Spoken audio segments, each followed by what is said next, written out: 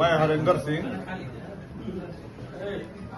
जिला जज के प्रत्याशी के रूप में नामांकन किए हैं और मुझे नामांकन में अंदर जाने से वंचित किया गया और गलत तरीके से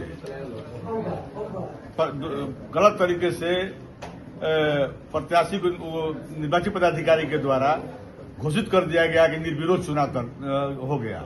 लेकिन कोई जितने हम लोग 10-11 प्रत्याशी हैं, कोई प्रत्याशी अंदर नहीं गया तो निर्विरोध कैसे हो गया? इस चुनाव का हम लोग बहिष्कार करते हैं। मैं रंजीत कुमार सिंह जेडीयू जिला अध्यक्ष का नामांकन किया था, जो कि आवेदन जमा होने के बाद बोला गया कि आप लोग को अंदर बुलाया जाएगा और हम लोग को अंदर नहीं बुलाया गया। निर्विरोध अशोक कुमार सिंह को निर्वाचन पदाधिकारी के द्वारा घोषित कर दिया गया। मैं मोनू कुमार सिंह जिला अध्यक्ष बक्सर का नामांकन किया था और हम लोगों को अंदर वोट देने के लिए ना हमारी सहमति जानने के लिए बुलाया गया और निर्विरोध किसी एक व्यक्ति को चुनाव अपने मनमानी तरीके से चुन दिया गया, जिसका हम सभी साथी भरपूर विरोध करते हैं और इस चुनाव का बहिष्कार करते हैं।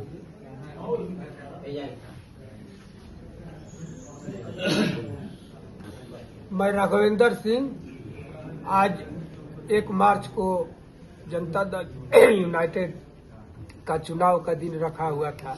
हम लोग 11 बजे से ही अपना कार्यक्रम स्थल पर हम लोग तैयार थे वहां पर चुनाव लड़ने के लिए, लेकिन बार बार हम लोगों को टारगेट किया जा रहा था और जब समय हम लोग का वोट का जब समय आया तो पुलिस द्वारा जो भी वहां अध्यक्ष पद के दावेदार ढकेल कर बाहर कर दिया जाता था।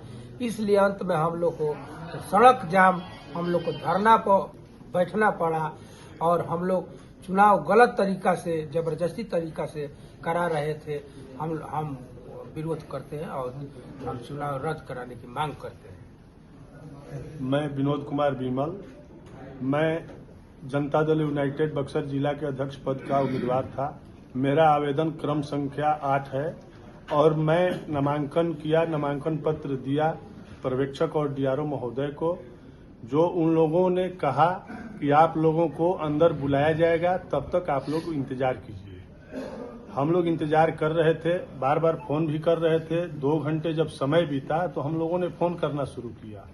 फोन करने के बावजूद भी न पर्यवेक्षक महोदय फोन उठा रहे हैं और न डीआरओ महोदय उठा रहे हैं। हम लोगों को मजबूरन वहां कुछ कहना पड़ा, जिससे वो लोग क्या किए कि जो वर्तमान जिला के अध्यक्ष अभी हैं अशोक यादव जी, वो अपने राजद के सारे कार्यकर्ताओं को बुला करके वहां हंगामा शुरू करा दिए और पुलिस बल को बुला करके हम लोगों को, जितने हम लोग उम्मीदवार थे, उस सभी उम्मीदवारों को जबरदस्ती बाह पकड़ करके घसीटते हुए हम लोगों को थाने ले जाने का काम किए और थाने में बैठा दिए।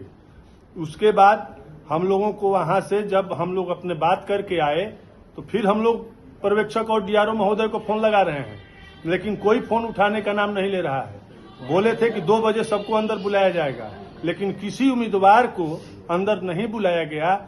इसलिए हम लोग इस चुनाव का बहिष्कार करते हैं। चुनाव हुआ ही नहीं है। चुनाव तो अपने मन से, अब डीआरओ साहब क्या किए नहीं किए, चुनाव का हम लोग बहिष्कार करते हैं। मैं नथुनी प्रसाद खरवार, मैं जिला अध्यक्ष के लिए अपना आवेदन किया था और नामांकन के लिए जो आवेदन मिला हम लोग पूर्णतः भरकर हम लोगों ने जमा किया। उसको डीआरओ और पर्यवेक्षक द्वारा देखा गया।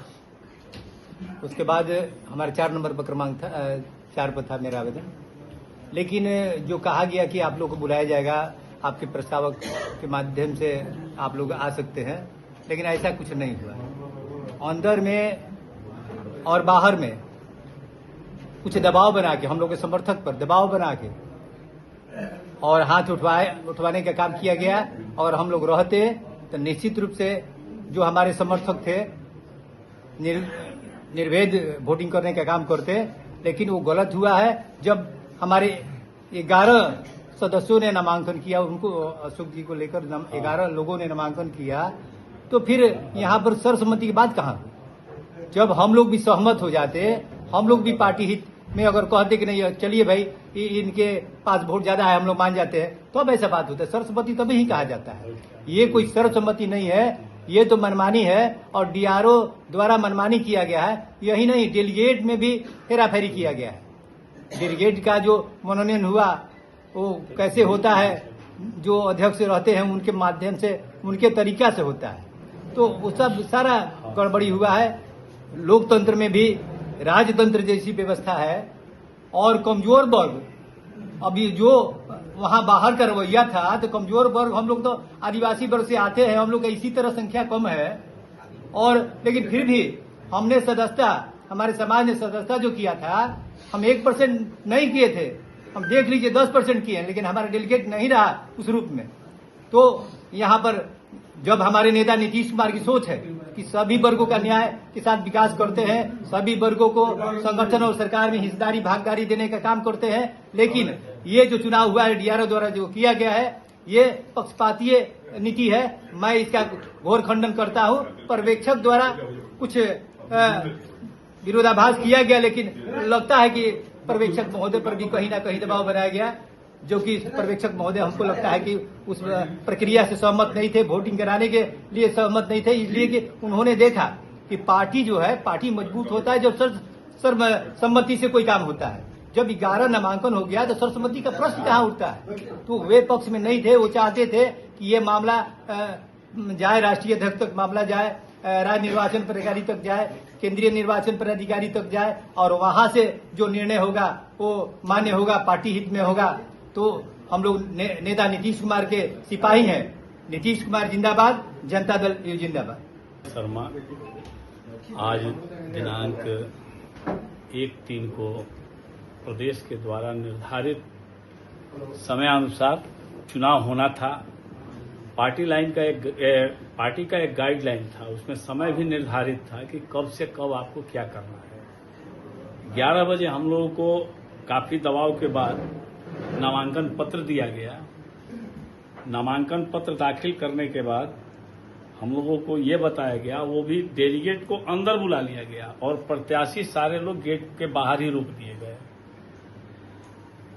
जांच का समय था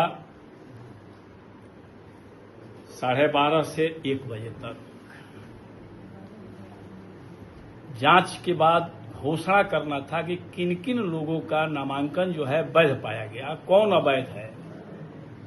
तो मैं ये पूछना चाहता हूं अपने नेतृत्व से कि जब प्रत्याशी ही बाहर रहेगा तो किन लोगों को बताया जाएगा। फिर उसके बाद पार्टी का गाइडलाइन था कि 1 बजे से 2 बजे तक जो भी योग्य उम्मीदवार हैं, जिनका नामांकन वैध हुआ है, उनके साथ बैठ करके आपसी सहमति बनाना। तो जब हम लोग को बुलाया ही नहीं गया तो सहमति किससे बना लिए आप? कोई सहमत नहीं था।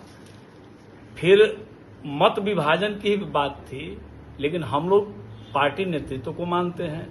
पार्टी नेतृत्व का जो दिशा निर्देश था, हम लोग भी कभी भी मत विभाजन करके अपने साथियों के बीच मतभेद नहीं पैदा करना चाहते थे। लेकिन वर्तमान जिलाध्यक्ष के द्वारा खुलेआम गुंडाई किया गया और सारे लोगों को उन्हीं के इशारे पर राजद समर्थित, जिनको मैं व्यक्तिगत रूप से भी जानता हूं, जो राजद के समर्थक लोग हैं, पिछले चुनाव में भी वो राजद के साथ थे, सारे लोगों को जुटा करके और हम लोगों के जो पार्टी के समर्पित कार्यकर्ता थे उनके साथ काफी दुर्व्यवहार किया गया। जब बात वहां भी नहीं बनी तो थाने से फोर्स बुला करके वहां लाठी चलवा दिया गया। एक प्रत्याशी रविराज जी थे, रविराज जी को पुलिस और उनके गुंडों ने इतना पीटा, आज बेचारे हॉस्पिटल में भर्ती हैं। ये चुनाव का कोई है, और ये जदयू का कभी भी मैनिफेस्टो नहीं रहा है। हमारी पार्टी, हमारे नेता सबके साथ, सब और न्याय के साथ विकास की बात करते हैं। तो ये कैसा न्याय है? मैं मांग करता हूं कि प्रदेश नेतृत्व इसमें तत्काल पहल करके बक्सर जिले का चुनाव रद्द करे और रद्द करने के बाद यहां पुनः चुनाव करावे। जैसा अभी पता चल रहा है कि डीआरओ के द्वारा अशोक यादव को विजयी घोषित कर दिया गया। तो न कोई मतदान हुआ न कुछ हुआ। उसके अंदर से जो डेलीगेट बाहर आए वे लोग कह रहे थे, जो प्रस्तावक थे उनको डराया धमकाया जा रहा था अंदर कि निकलो तो तुमको बाहर बताएंगे। ये तो सरासर गुंडई है। इसलिए मैं इस चुनाव को रद्द करने की मांग करता हूं कि इस चुनाव को रद्द किया जाए। मैं इस तरह का चुनाव कभी भी हमने समता पार्टी से लेकर और आज तो हम लोग पार्टी में है।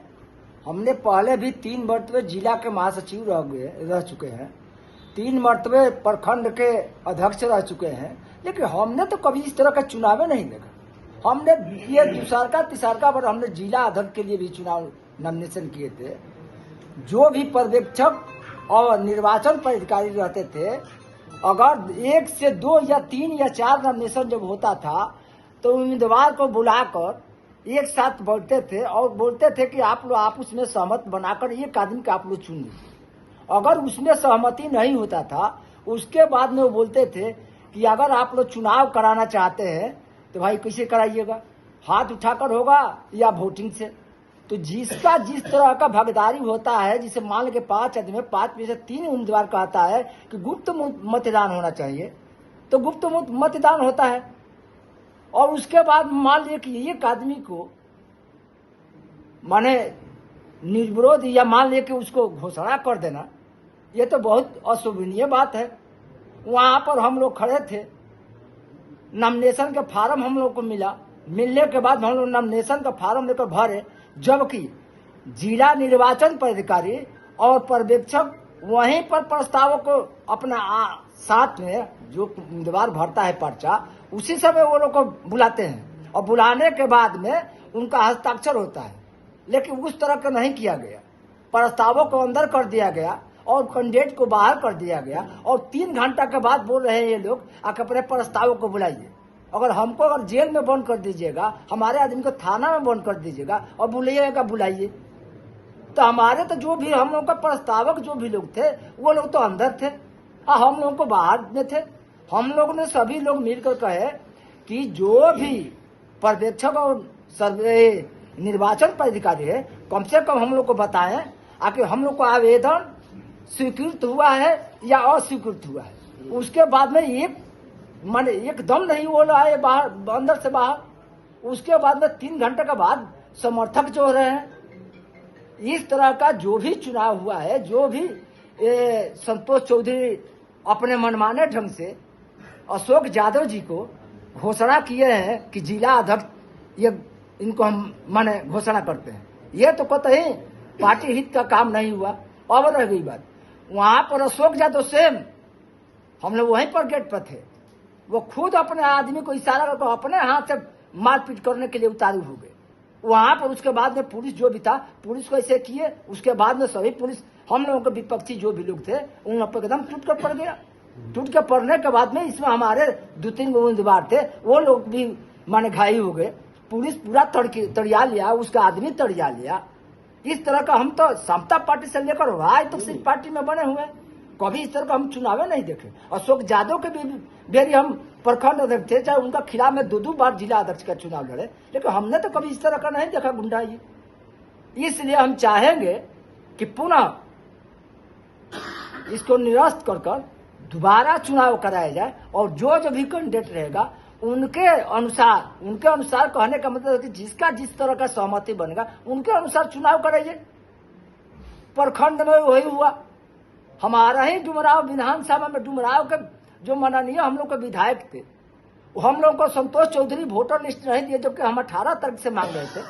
उसके बाद में हमने ये अशोक वर्मा जी के मोबाइल पर हमने व्हाट्सएप किया, तो उसके बाद में उधर से हमको खबर आया माननीय विधायक जी जब वोटर लिस्ट मांगे डुमराव नगर और प्रखंड का, तो इनको ये लोग इतना चकमा दिए कि 14 गो पंचायत है, 14 गो पंचायत तो मात्र 6 पंचायत का वोटर लिस्ट दिए हुए, जबकि खाली जो भी विधायक जी का जो रसीद काटा हुआ है उसी का केवल दिए हुए। जो प्रखंड अध्यक्ष काटा हुआ है उसका वोटर लिस्ट विधायक जी को नहीं मिला।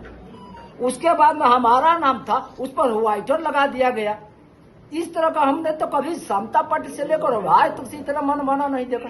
और इसमें सारा का सारा दोष अशोक यादव और संतोष चौधरी का दिन है। और मैं यही कहूंगा आकि प्रखंड हो या जिला हो, जहां जहां भी गड़बड़ी हुई है उसको निरस्त किया जाए और निरस्त के पर दोबारा चुनाव कराया जाए। और नहीं तो जो भी कज काटता है जिसका राजनीतिक हत्या होगा तो वो पार्टी हित में नहीं होगा। वो भी अपना सोचेगा कि हमको पार्टी में रहना है या नहीं रहना है, हमको काम करना है या नहीं काम करना है।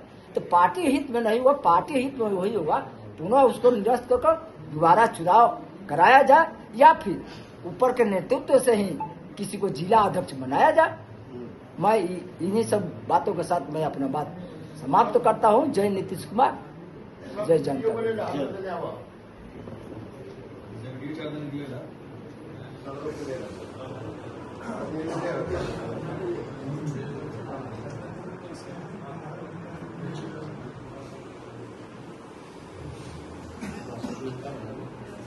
नीतीश कुमार जिंदाबाद जिंदाबाद जिंदाबाद। रहा था कि जदयू के चुनाव हो रहा है कि आरजेडी के चुनाव हो रहा है। ये तो चुनाव आरजेडी का हो रहा था। आरजेडी के पूरा गुंडा वहां जुटे थे और मारामारी कर रहे थे। इंस्पेक्टर उनका साथ दे रहा था। इंस्पेक्टर पिटिया पिटिया प्रत्याशी लोग को कुर्ता फाड़ रहा था। बक्सर थाना के इंस्पेक्टर वो सब प्रत्याशी लोग को धक्का दे रहा था। केहू के केहुनाट से मार रहा था, केहू के चुतर में डंडा ठेका रहा था, केहू के कुछ कर रहा था। इंस्पेक्टर पूरा भ्रष्ट है। अब पूरा अशोक यादव से मिल करके उसका चमचा है या दलाल है। ठीक है, हमारा एकदम नीतीश तक हमारा वीडियो को पहुंचाया जाए। उसको इंस्पेक्टर को जल्दी से जल्दी बर्खास्त किया जाए एकदम नौकरी से। वो नौकरी करने लायक है? वो आरजेडी का दलाल है। वो इंस्पेक्टर आरजेडी का दलाल है और पूरा प्रत्याशी का छक्का छोड़ा रहा था। मार करके डंडा से कपार फाड़ दिया है प्रत्याशी का। वो इंस्पेक्टर है, प्रत्याशी को मारेगा? हमको तो लग रहा है कि इंस्पेक्टर आरजेडी के दलाल है।